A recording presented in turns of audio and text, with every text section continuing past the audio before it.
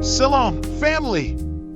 Stop scrolling. This isn't your average, watered-down food video with fake smiles and pretty plates. This is Eritrea's forbidden feast, the dishes we bled for, the flavors they tried to bury under the rubble of war and exile.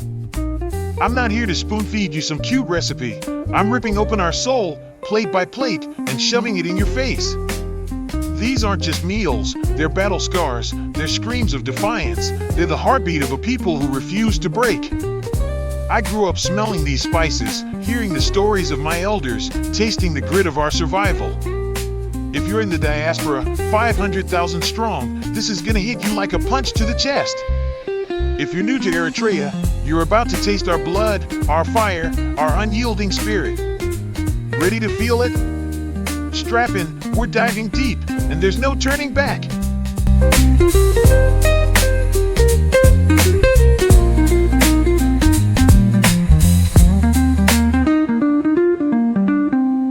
This is Kulwa, quick-fried meat soaked in berbera, cooked over a jagged flame in the dead of night. Picture the scene, guerrillas crouched in the mountains, the 30-year war tearing Eritrea apart, no ovens, no kitchens, just a fire flickering against the cold. They'd slaughter a goat on the spot, slice it with a blade still warm from battle, and toss it onto the flames with berbera, that red-hot spice mix of chili, garlic, and cumin that sears your throat and lights your veins on fire. This wasn't gourmet, it was survival, raw and unfiltered.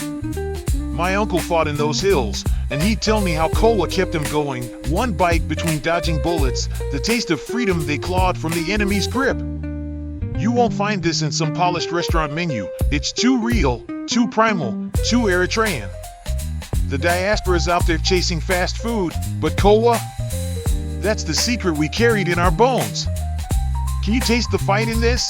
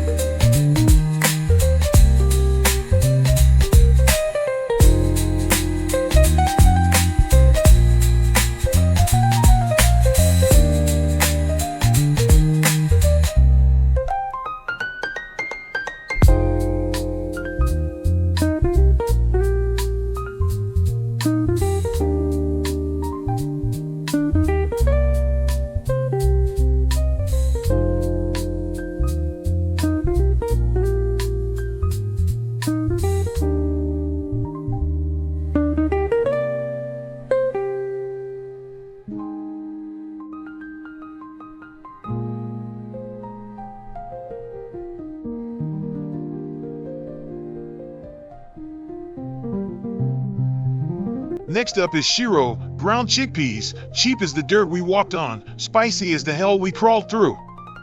Mayava made this when the war stripped us bare, when the shelves were empty and the bombs wouldn't stop.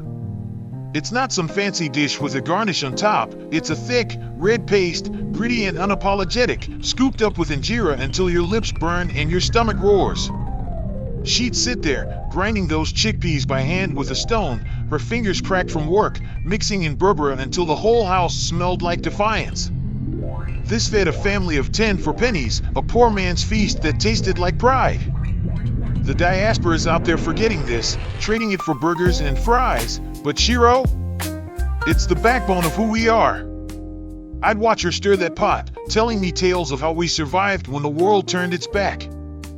I'm dragging this dish out of the shadows because it's not just food, it's the fire in our blood, the home we carry inside. Can you feel it calling you back?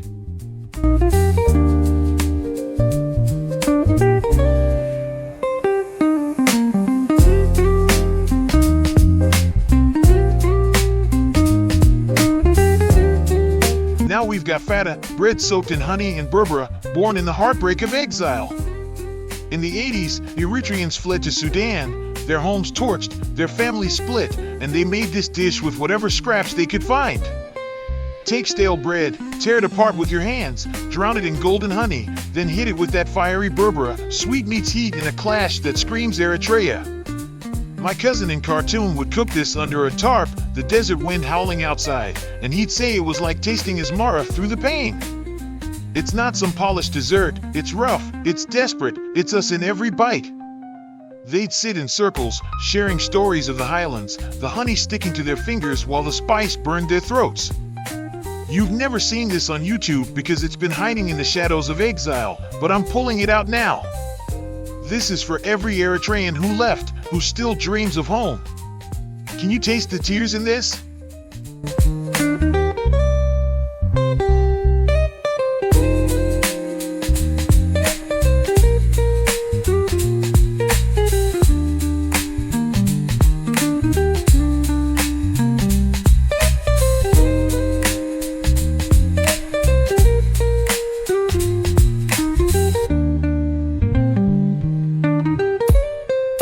This is our forbidden feast, Kulwa, Shiro, Fata, not some pretty plates for Instagram, but blood and tears served raw on a table of survival. These dishes carried us through war, through hunger, through exile, and they're still here, pulsing in our veins. Kulwa's the fire of the guerrillas, Shiro's the grit of the poor, Fata's the cry of the lost. Every bite is a scar we wear with pride, a story we refuse to let die. What's your lost dish? What flavor drags you back to Eritrea kicking and screaming? Drop it in the comments right now. I'm reading every word, every memory you've got. Hit that like button if this ripped your soul open. Subscribe to Selam Eritrea because we're just getting started. And share this with every Eritrean you know, cousins, uncles, that auntie who still cooks like this. We're not whispering our story anymore. We're shouting it to the world, loud, fierce, and unapologetic. Salam, family, let's make them hear us.